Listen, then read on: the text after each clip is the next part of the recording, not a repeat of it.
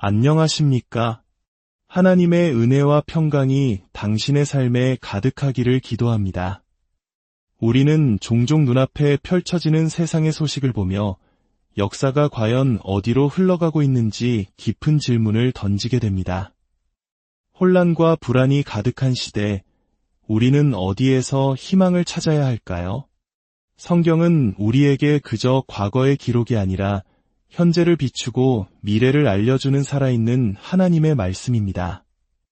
오늘 우리가 나눌 이야기는 바로 그 살아있는 말씀, 특히 마지막 때에 관한 성경의 예언이 오늘날 우리 눈앞에서 어떻게 펼쳐지고 있는지에 대한 깊은 통찰입니다.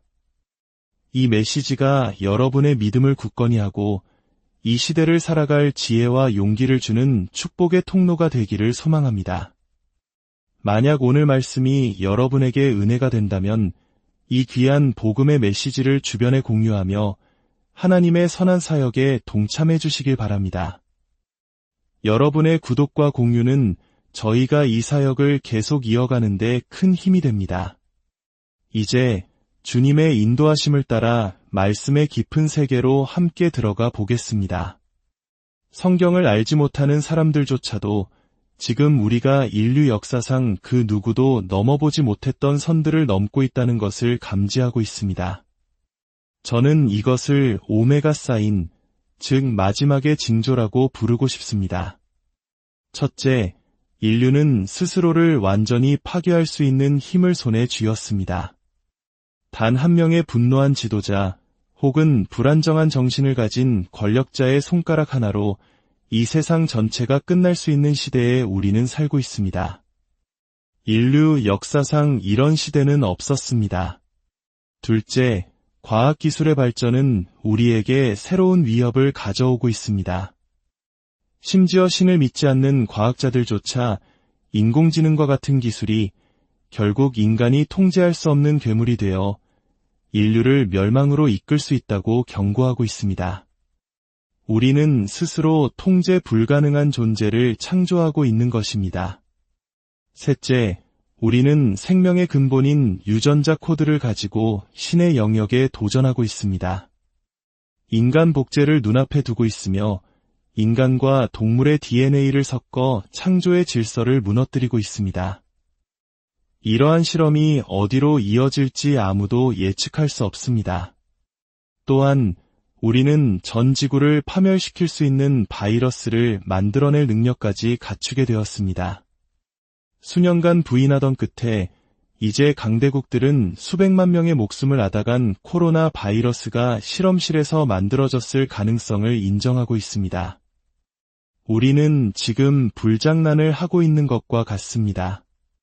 넷째, 우리는 인간 사회의 근본을 바꾸고 있습니다. 모든 것의 기초가 되는 결혼과 가정의 정해, 나아가 남성과 여성이라는 인간의 본질적인 정의마저 바꾸려 하고 있습니다. 인류의 어떤 문명도 감히 시도하지 못했던 길을 가고 있는 것입니다. 우리는 우리 아이들에게 반기독교적이고 반하나님적이며 심지어 자연의 섭리마저 거스르는 이념들을 주입하고 있습니다. 남녀를 구분하지 못하고 아버지와 어머니가 누구인지 모르며 스스로 성별이 없다고 믿는 세대가 만들어낼 미래는 과연 어떤 모습일까요? 우리는 너무나 많은 위험한 선들을 넘고 있습니다. 그리고 스스로에게 물어야 합니다. 이 모든 것이 과연 언제까지 계속될 수 있을까? 이 모든 징조들은 어떤 끝을 향해 달려가고 있음을 강력하게 시사합니다. 그리고 이 모든 현대적 징조들 위에 우리는 성경 에스겔서의 놀라운 예언이 현실이 되는 것을 목격하고 있습니다. 에스겔 38장과 39장은 마지막 때에 이스라엘을 향한 거대한 연합군의 침공이 있을 것을 예언합니다. 놀라운 것은 이 예언이 바로 지금 우리 시대에 놀라운 속도로 성취되고 있다는 사실입니다. 첫째, 에스겔이 언급한 모든 국가들은 현재 어떤 형태로든 이스라엘의 적이 되어 있습니다. 이것은 불과 수십 년 전만 해도 상상하기 어려운 일이었습니다. 둘째, 에스겔서에 이스라엘을 침공할 것이라고 예언된 바로 그 국가들 중 다수가 실제로 지난 10월 7일 이스라엘 침공에 직접적으로 가담했습니다. 예언은 더 이상 미래의 가능성이 아니라 이미 일어난 역사적 사실이 되었습니다. 셋째, 성경에서 바사로 언급되며 이스라엘을 공격할 것이라 예언된 이란은 인류 역사상 처음으로 올봄에 이스라엘을 향해 직접적인 대규모 공격을 감행했습니다. 이로써 또 하나의 예언의 선을 넘었습니다. 넷째, 고대의 예언은 터키가 이스라엘을 침공할 것이라고 말합니다. 바로 얼마 전 터키의 에르도안 대통령은 터키가 이스라엘을 침공할 수 있다고 위협했습니다. 이 또한 역사상 처음 있는 일입니다. 예언의 성취 속도가 너무 빨라 따라가기조차 어려울 정도입니다. 다섯째, 이스라엘은 최근 하마스의 최고 지도자 중 한 명을 제거했습니다. 그가 머물고 있던 곳은 다름 아닌 이란이었습니다. 이란은 에스겔서에서 이스라엘을 공격할 국가로 명백히 지목된 나라입니다. 공교롭게도 이란의 전 대통령은 이스라엘을 공격하고 파괴하겠다고 이협한 직후 의문의 헬리콥터 추락 사고로 사망했습니다. 이것은 이스라엘을 저주하는 자는 저주를 받을 것이라는 아브라함의 언약을 떠올리게 합니다. 이스라엘의 하마스 지도자 제거에 분노한 이란은 이스라엘에 반드시 대가를 치르게 할 것이라고 선언했습니다. 불과 몇 달 만에 두 번째로 이란이 이스라엘을 공격하겠다고 공언하며 에스겔의 예언을 다시 한번 확인시켜 주었습니다. 심지어 정보 소식통에 따르면 이란은 이스라엘의 성전이 파괴되었던 비극의 날인 아부월 9일에 맞춰 이스라엘을 공격할 계획을 세우고 있다고 합니다. 이 계획이 알려져 변경될 수도 있겠지만 중요한 것은 모든 사건이 성경 예언의 방향으로 긴박하게 움직이고 있다는 사실입니다. 그리고 제가 이 자리에 서기 직전 이란이 대규모 무기를 수단으로 보내고 있다는 소식이 전해졌습니다. 수단 역시 에스겔 38장과 39장에 언급된 나라 중 하나입니다. 이제 예언에 명시된 주요 4개의 세력 중 3개가 이스라엘을 대적하기 위해 줄을 섰습니다. 사랑하는 성도 여러분, 우리는 진정으로 예언적인 시대에 살고 있습니다. 이스라엘과 중동에서 벌어지는 일들, 그리고 우리 사회 내부에서 일어나는 변화들, 모든 것이 성경이 말씀하신 방향으로 나아가고 있습니다. 그렇다면 이 모든 사실은 우리에게 무엇을 말해줍니까? 첫째, 하나님의 말씀은 진리이며 살아있고 현실이라는 것입니다. 우리는 그 말씀을 신뢰하고 의지할 수 있습니다. 우리는 그 말씀에 순종하고 우리의 삶을 그 말씀에 맞춰야 합니다. 주님의 약속은 반드시 이루어집니다. 둘째, 지금 일어나는 모든 일들이 하나님께서 말씀하신 그대로라면 우리는 두려워할 필요가 없습니다. 왜냐하면 우리의 하늘 아버지가 모든 것 위에 계시기 때문입니다. 이스라엘을 지키시는 그의 모든 백성을 지키시는 이는 졸지도 아니하시고 주무시지도 아니하십니다. 모든 것이 통제 불능처럼 보일 때조차 사실은 모든 것이 그분의 완벽한 통제 아래에 있습니다. 온 세상의 주관자이신 그분을 당신의 주님으로 모셨다면 당신의 삶 역시 그분의 손안에 있습니다. 그러니 아무것도 걱정하거나 두려워하지 마십시오.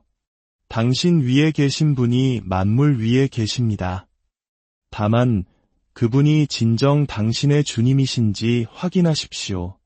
주님으로 모신다는 것은 그분을 따르고 순종하며 당신의 뜻이 아닌 그분의 뜻을 삶의 최우선으로 두는 것을 의미합니다. 요한계시록의 그 모든 혼란 속에서도 성경은 계속해서 하나님께서 보좌에 앉아 계심을 보여줍니다. 세상이 아무리 미친 듯이 돌아가고 당신의 삶이 혼란스러울지라도 하나님은 여전히 보좌에 앉아 계시며 결코 그 자리에서 내려오실 생각이 없으십니다. 셋째, 만약 지금이 바로 성경에 예언된 그 시대라면 당신은 우연히 이 시대를 살고 있는 것이 아닙니다. 하나님께서 바로 이 시간을 위해 당신을 정하셨습니다. 당신이 지금 이 시대에 살도록 하나님께서 선택하신 것입니다. 하나님께서 당신을 이 시대에 살도록 정하셨다면 그분은 이 시대를 살아갈 기름 부으심을 당신에게 주실 것입니다.